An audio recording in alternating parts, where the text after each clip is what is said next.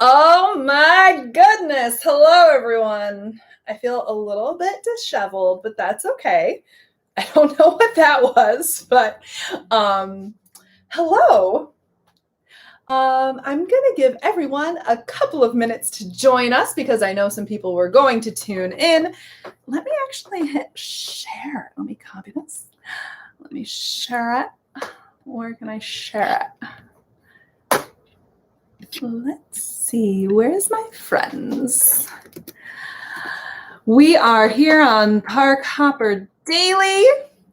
This is a return back to the live newscast. Let's see. I forgot to tell everyone on Instagram that I'm going to be here. So 1 second. Join me on Instagram as my phone freezes. Look at that. It's just frozen. It's doing absolutely nothing. Oh, it's been a big week news-wise. Do you guys have any, if you have any questions, now is a wonderful time to type them in the chat.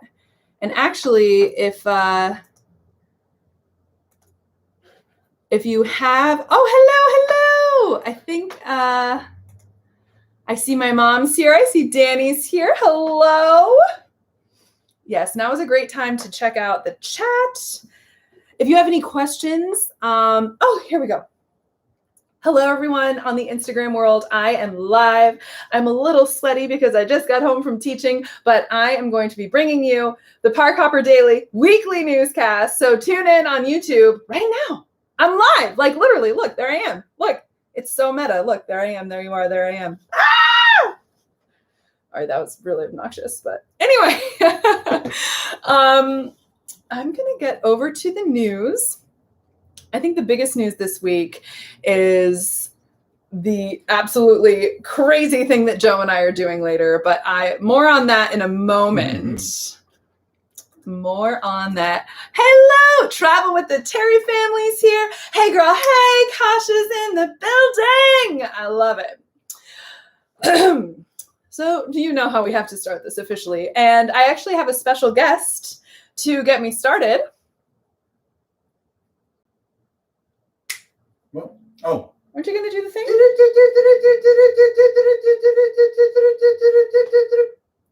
Disney makes masks optional for vaccinated guests, which we know is going to be followed on both coasts. Boo Bash tickets might be pricey, but they are selling out fast. Fireworks are returning to both the California and Florida theme parks. Animal Kingdom Lodge is ready to reopen this summer, and the noodles are returned to the Ohana dinner menu. And the biggest news this week in the entire Disney sphere, okay, that's pretty selfish of me to say, but the biggest news in my Disney sphere is that Joe and I are headed to Disney for a one-day extravaganza, not to be missed this Saturday. You absolutely must be following us on Instagram because we are going to be sharing and documenting and giving you the live, honest, real take on a one-day Disney trip for a complete non-local. Like a 2-hour and 40-minute flight is necessary to get to Disney World. And we're leaving from Islip in the morning. We're getting to Disney. We did decide to rent a car because we didn't want to. We've had some bad experiences with Lyft, but also when you factor in like the price of getting to and from the airport and all the parks, we're like, it's about the same amount of money anyway. And we can just like zip right from park to park. So we're renting a car and then we're going to Hollywood Studios, then Animal Kingdom, then Magic Kingdom, then Animal Kingdom, then we're going to end at Epcot. So we can hopefully have the most amount of time to kind of chill at Epcot. And then we're back on a flight at 7:40 p.m. back to New York. And we're going to start and end the day in our apartment, which is absolutely insane. All this and more is coming your way in this week's edition of the Park Hopper Daily's weekly newscast. I'm your host, Anita Boyer. So, Joe lovingly sets up my desk here every single week. And I sincerely apologize. We've been doing so great at being consistent every single week, but I have missed the last 2 weeks because we were back. I run a theater company with my boo, Kasha. We have a beautiful creative child together, our theater company, our fabulous variety show. And we've done a lot of virtual shows and a lot of workshops and a lot of kind of different things to try to keep our kids engaged and uplifted during these very difficult times. But the fact of the matter is, like, we love live performance. There is just nothing that can compare. So this past weekend, we were able to get back to live performance, and we had our first show in 540 days. 540 days.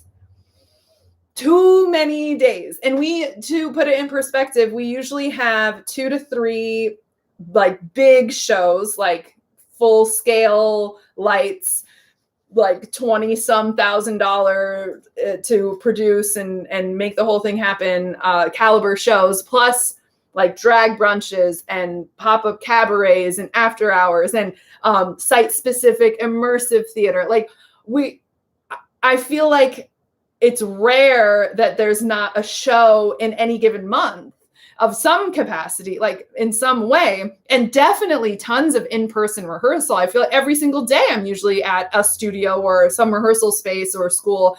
And to be without that for an entire year was really, really depressing.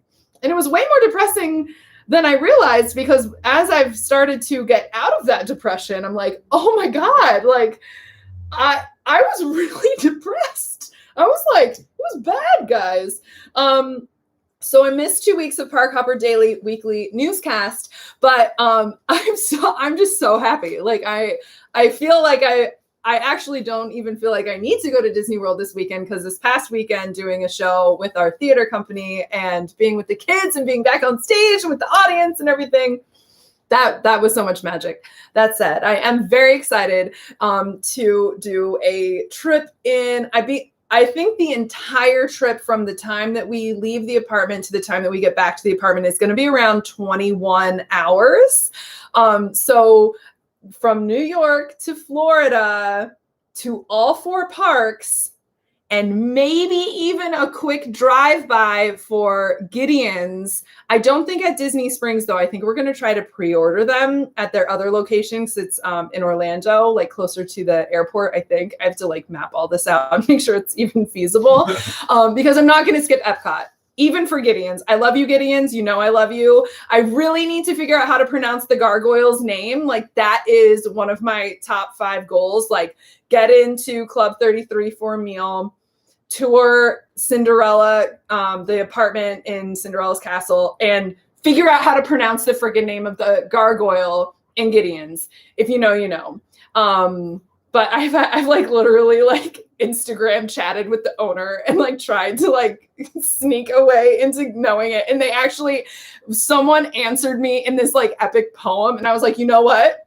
You didn't even like, they wouldn't tell me, but the fact that they answered me like in verse, it just added a whole extra layer to the brilliant parfait that is Gideon's. The guinea pigs are very excited. They think I'm saying guinea pig. I'm saying Gideon. Do you hear them? Can you hear them squeaking? They're so excited. Oh my gosh. They're very excited for our trip too.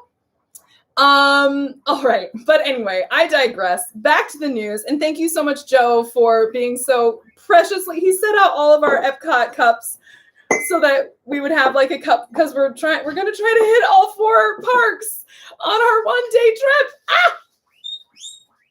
Pigs, you have to. Oh, Joe's giving them carrots. Oh my gosh, they're so cute. I wish I could show you them. Maybe I'll show you them sometime. Anyway, back to the news. Last Friday, Disney announced that fully vaccinated guests do not have to wear masks in most of the parks and resorts, including many indoor areas. The change in this mask policy went into effect in both the California and Florida theme parks on Tuesday, July 15th. Face coverings will still be required on Disney transportation, including Disney buses, monorails, and the Disney Skyliner. So like this is so much less shocking that it's happening in Florida, because I feel like Florida as a state, never really did the whole mask thing, but like the fact that it's happening in Disney World and Disneyland at the same time feels like, wait, what? Like, because Disneyland has been so locked down. Like California is even more locked down than New York, I feel like, most of the time that this pandemic has been going on. And like, just, oh, we're good. Everything's fine. You had to like spend the last like year and a half like getting used to this and being scared and all this, but just like boom, and now we're good. And I'm sorry, but if there is one thing that the last year has taught us, or should have taught us, it is that an honor system will never work in the United States of America. Never, ever.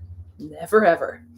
Maybe there's honor. No, there's definitely honor in people individually. I think individually people are honorable.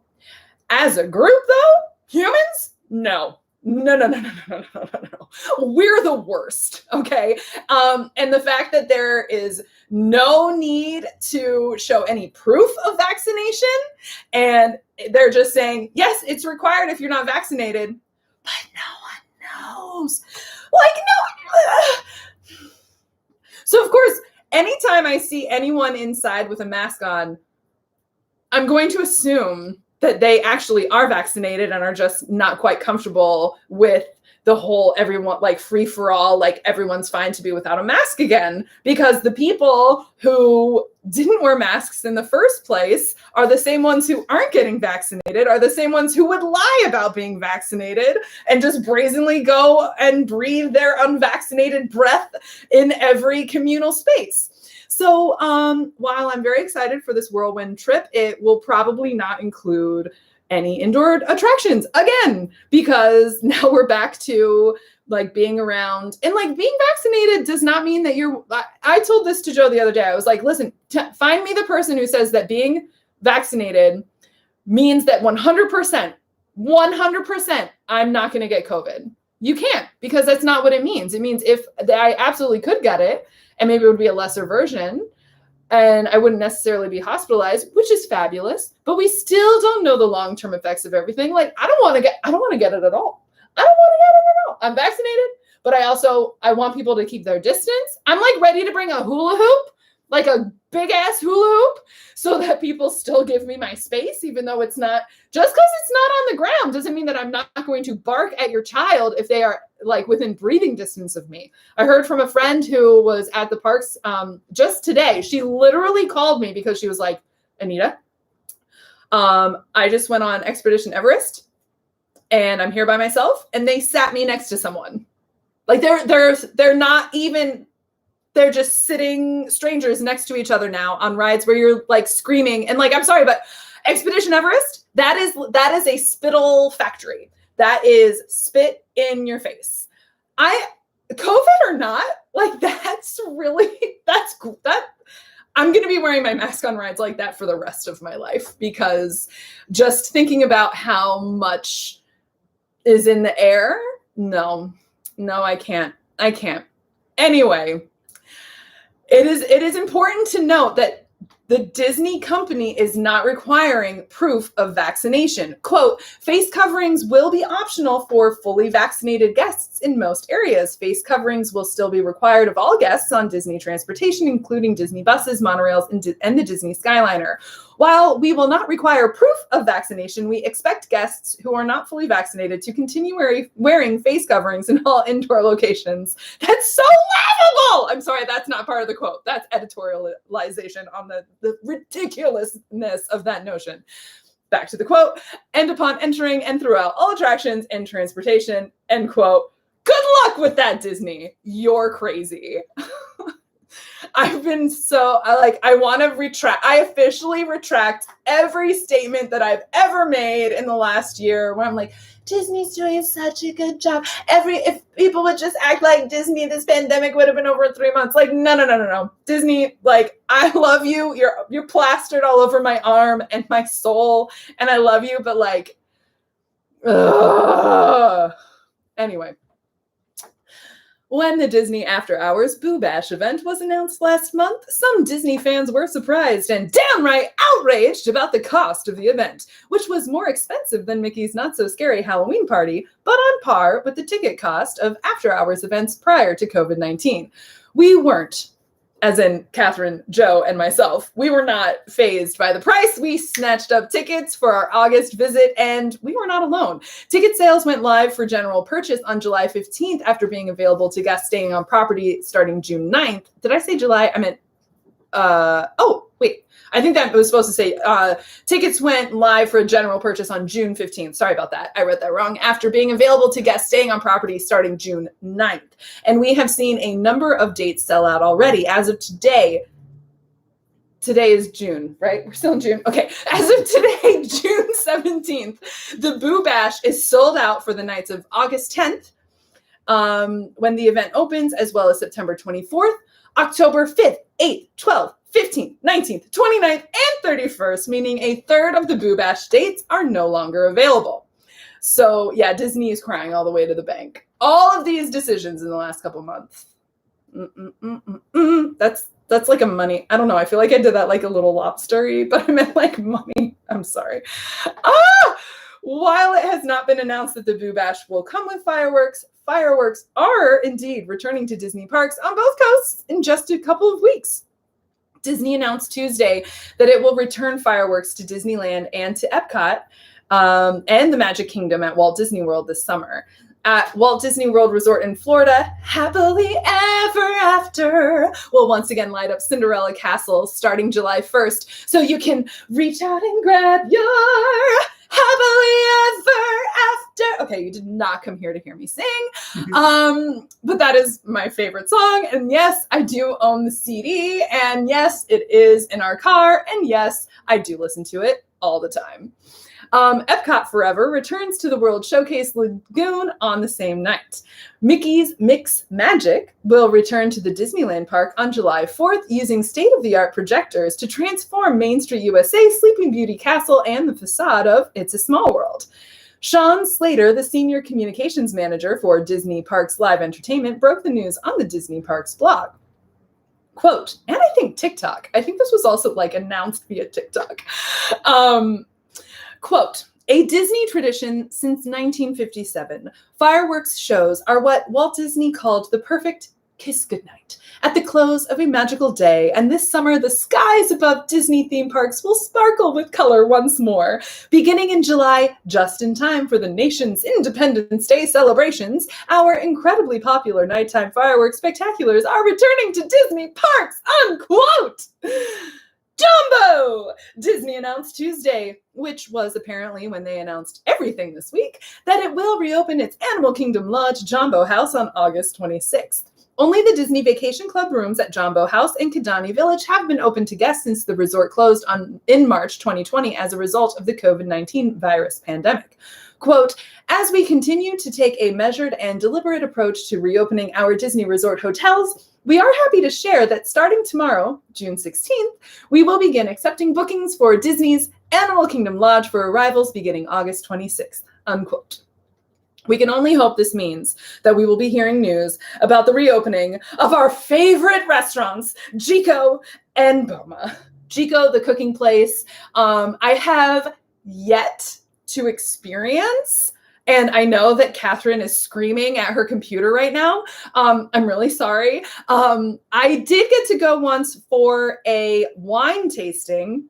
Funny story, Mom, go like this. Don't listen for a second. I had a little too much to drink the day before, so that the morning of this wine tasting, I like called the number, because it's the kind of experience where it's very limited. It was very intimate. It was one table, 10 guests, and one cast member leading it. They had like 3 glasses. I mean, the moral of the story is we went because I called and tried to cancel, and they were like, well, you already paid, so you don't have to come, but you're not getting your money back. So I was like, okay, hair of the dog. I'll rally. Let's do this.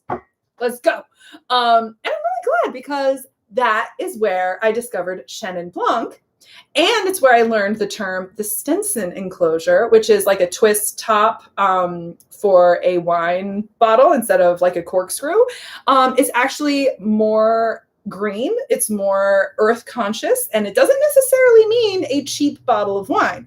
Of course it can, but in many cases it does not. So the more you know from Chico, the cooking place. And Boma, I have been to many, many times. Kasha, I know you love Boma. We love the pog juice. We love the zebra domes. We love the bread pudding. We love the carving station. Oh my gosh. So I don't know if you listen to our podcast, which you should, because it's very funny. Catherine and I spoke on Monday. Was that really Monday? Oh my God. No, last week.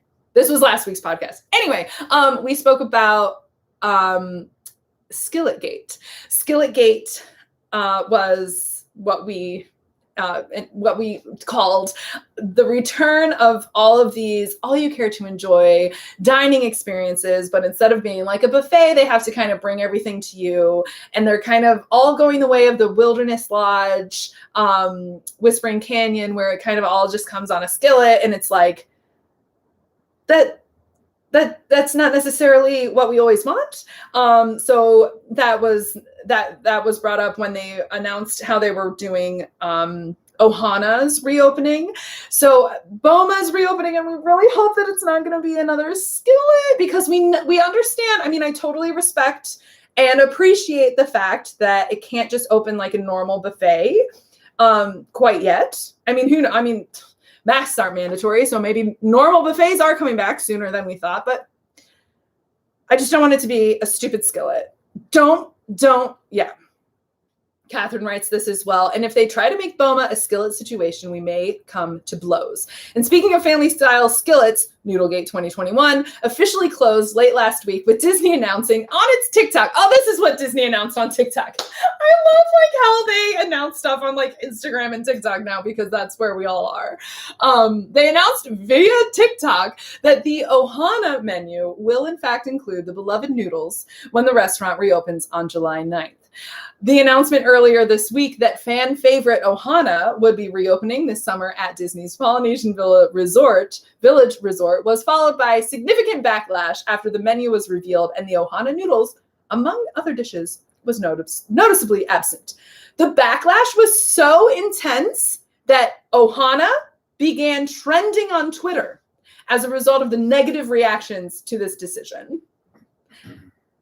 I mean, I know that Disney people are like a special breed of people, but that's hilarious. Like in the world of Twitter, Ohana was trending because Disney wasn't going to return the noodles. Oh, this is why people call Disney adults cringy. It's fine. On Friday, via the Disney Parks TikTok account, the company announced the noodles would in fact be back on the Ohana menu. Thank God for Disney freaks. That said, it is still a markedly different Ohana dinner menu, and we are still a little weirded out by the shrimp casserole situation, but maybe we will be proved wrong and it will be delicious. But we're going to let you try it first. So you let us know, viewers, and comment below. So anyway, that is going to about wrap it up for us this week. Please tune in, because to follow us on Instagram all day Saturday for way more Anita and Joe than you ever thought that you could handle, but you will be able to handle because it'll be really fun. Follow our adventure, our 20-hour day at Disney. And then on Monday, after we decompress and kind of talk and figure out like how we actually felt about it, we're going to give you the full scoop, tell you if it was worth it, tell you more about like how much we paid for the flights and all that kind of like detail, what we ate, what we saw, all of that fun stuff. I'm going to peek over at the comments because I haven't been paying attention. Hello, hi, hey, yay, fireworks. 5:45. I don't know what that was in reference to. Get me a cookie. I deserve it. You do, Kasha. I actually have a cookie for you at the apartment. I've decided to give you one of our chocolate chip cookies. I know Joe just like made a noise. I think he just said, whatever. Would the trip to Disney World required to show a vaccination card for mascot? No. Okay, so that is the problem. You do not have to show proof of vaccination to have your mask off. And that's the problem. Everyone's just going to be like, oh yeah, I'm vaccinated. It's like, but Are you? We won't know. And then I had a conversation with someone on Instagram today because they were like, oh, well, my kid doesn't have to wear a mask inside though, right? And I was like, well, how old are they? I mean, technically, if they're between 2 and, I mean, if they're not vaccinated, yeah, regardless of your age. But like, also, like, if you see like a 5 or a 6 or a 7 or an 8-year-old, I mean, they're not vaccinated because they can't have been vaccinated yet. So I feel so bad for any cast member whose job it is to go up to families where like mom and dad and big brother and big sister are maskless, and that's fine because supposedly they're vaccinated. But then like Junior, like clearly 4 or 5, 6 years old, isn't vaccinated, isn't wearing a mask, is supposed to be wearing a mask. Are they going to be told to put a mask on? How are parents going to take that? Are they going to, I can only imagine, because Disney people are some of the worst people. It's like church people. Like some of the worst people on this planet are church people. And I admit, like, some of the worst people on this planet are like entitled Disney people. That's not us. Like, we try really hard to do the right thing. I know I'm obnoxious, but I'm not obnoxious to cast members. But you just know that they're going to be like, why are you telling my kid what to do? And like, ugh. Anyway, I think that it was unnecessary to kind of have that rule go away inside. And I think that it makes it really difficult. I got a lot of messages. So I posed the question to the 7,000 plus people who follow us on Instagram. And it was interesting because the vote was yay for this. You know, it was like 80% to 20% yay. They're happy about the mask rule. But then 99% of the actual comments and messages and answers to like the little fill in the question, whatever thing that I got were, that's too soon. I'm worried about my kids going. I'm fine. I'm vaccinated. But what about my friend who's immunocompromised and can't get vaccinated? And now like we have to cancel our trip until X, Y, and Z, you know? So there's, it didn't have to be that way. Wearing a mask did not hurt anyone. I know that a lot of people thought that it hurt them, but the reality is that it did not. Like you can breathe in a mask. Surgeons do it for 20 hours at a time while they're operating on you.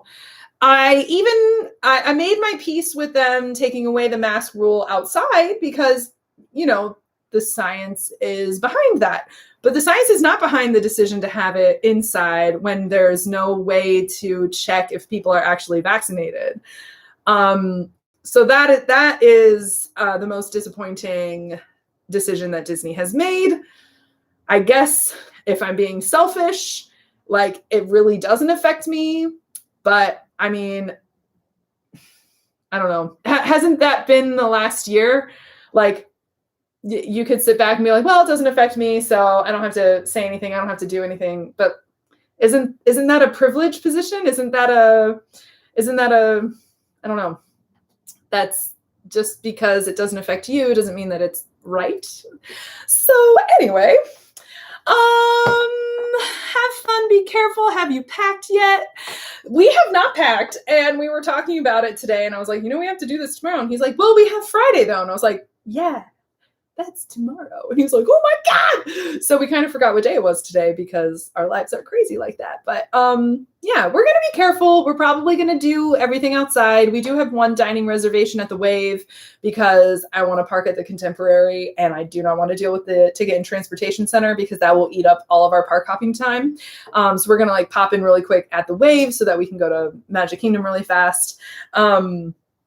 We've been fine with indoor dining, and they've been really good about keeping people distanced in the restaurants. I hope that is still the case. I know that they're increasing capacity in the parks. I know that they're increasing capacity at all the restaurants and on the rides.